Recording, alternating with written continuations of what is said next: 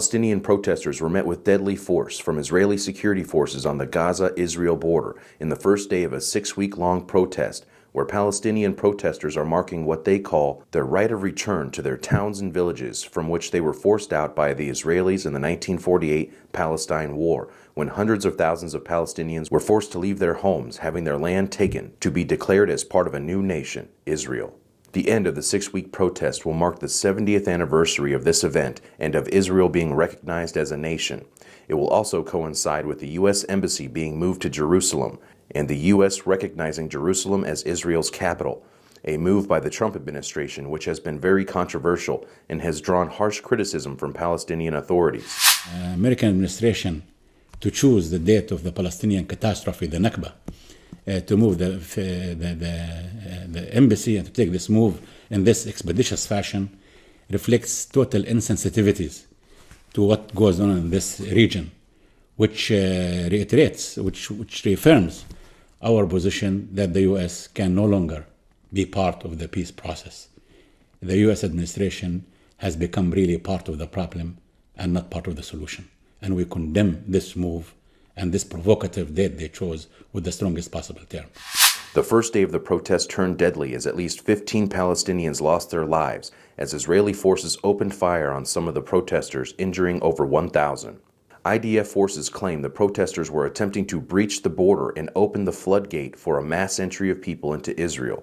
That's when Israel says their security forces targeted the protesters. The protesters were targeted with live ammunition, snipers, rubber bullets, and drones that deployed tear gas. The UN Security Council held a meeting asking for an investigation into the violence. An estimated 30,000 protesters were in attendance for this first day of the protest, which has set up 5 locations near the Gaza-Israel border. Israel has stated they will hold Hamas responsible for any violence, stating the protests are a dangerous provocation, and that Israel would target what they call militant groups inside Gaza if the violence along the border continues. Today is the second day of the 6-week protest, and so far it has remained peaceful after yesterday's violence, in which both sides blame each other, although several videos are circulating online that appear to show yesterday's violence that depicts Israeli snipers targeting unarmed protesters, including those who were praying. Israel maintains they only targeted those who tried to breach the border. This is just one of the stories we are keeping an eye on here at Newsbud. This week, our Russia expert unveils the Western plot to co-opt Russian oligarchs in an attempt to overthrow Putin. Our China expert breaks down the White House shakeup as longtime neocon John Bolton is set to become the next national security advisor for the Trump administration. Our constitutional attorney asks the controversial question, what good are the police if they are not obligated to protect the people? But first, this is your last chance to save big on a Newsbud membership, as our 20+% discount on annual subscriptions will end in less than 48 hours on Monday morning. A Newsbud membership will get you instant access to hundreds of exclusive videos, articles, and much more. And it's going to be ending very soon, so take advantage of the savings and join today. Let's take a quick look at what Newsbud members got just in the last week of their monthly or annual subscription. This week on Newsbud's Geopolitical Report, Kurt Nimmo dismantles the corporate and government propaganda constructs that manipulate the public's perception, mainly into supporting the next war. In this must-see episode, Nimmo exposes how the need for false flags has diminished as the propaganda machine becomes more efficient and effective. Plus, find out about the recent developments in the Skripal assassination attempt and what this operation is distracting from, and who the likely suspects are. Like their counterparts in Britain, the political class in America has exploited an unverified and transparently bogus event to push an agenda, namely the creation of a new Cold War and also undermining efforts to achieve peace in Syria. The new Cold War is immensely profitable for the military, industrial, security, and surveillance complex. Ever since the fall of the Soviet Union, the national security state and its partners have devised one crisis after another to justify spending trillions of dollars on weapons systems. This video report is exclusively available for members at newsbud.com. Non-members can watch it now at Newsbud Vimeo On Demand. Each week on Newsbud's Russian Newspaper Monitor, Professor Philip Kovacevic deconstructs the headlines in the Russian newspapers while providing expert analysis. In this week's episode, Professor Kovacevic covers the landslide victory for Vladimir Putin in Russia's presidential elections and the controversy surrounding the election.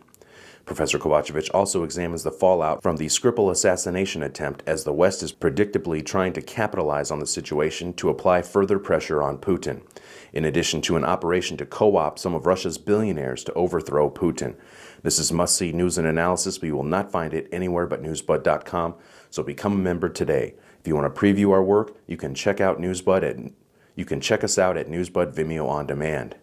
China has been in the news a lot lately, and Newsbud has a weekly show called China Watch, which covers all of the latest developments in Asia and beyond, as our Asia expert Peter Lee keeps you up to speed on the major events, as the U.S. and China compete for world domination. This week on Newsbud's China Watch, Peter Lee breaks down everything you need to know about the appointment of John Bolton as President Trump's national security advisor, especially how this will affect U.S. foreign policy and the key hotspots to keep an eye on. Plus, find out about the big moves China is making that could change the world's oil market, threaten the dollar, and more.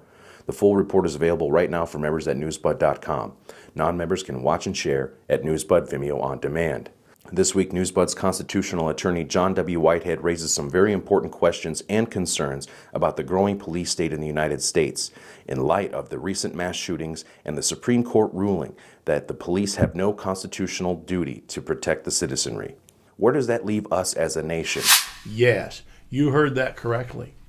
According to the U.S. Supreme Court, police have no duty, moral or otherwise, to help those in trouble, protect individuals from danger, or risk their own lives to save we the people, the taxpayers. In other words, you can be outraged that cops in Florida did nothing to stop the school shooter, but technically it wasn't part of their job description. Now, this begs the question. If the police don't have a duty to protect the public, what are we paying them for? And who exactly do they serve if not you and me, again, the taxpayers?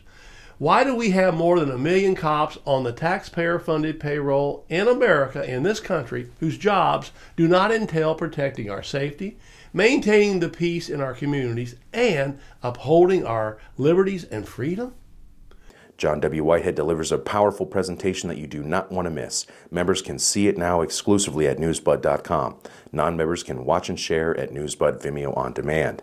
Newsbud also offers our own aggregated news, and we call it Sibel's Picks. It's the best source for aggregated news online. Newsbud's founder and editor, Sibel Edmonds, handpicks each story herself, and you get about 90 links a week of the most important and blacked out stories. If you're not a Newsbud member yet, why not give us a shot and join today? There is no contract or obligation, and it costs practically nothing. Plus, your subscription allows this independent news organization to continue to operate while providing you with full access to all of our exclusive content. And don't forget, right now is the last chance to save big on a Newsbud annual subscription. This is a limited offer that will be ending on Monday, so be sure to sign up today. From all of us here at Newsbud, thank you for your support, and stay tuned for next week's lineup.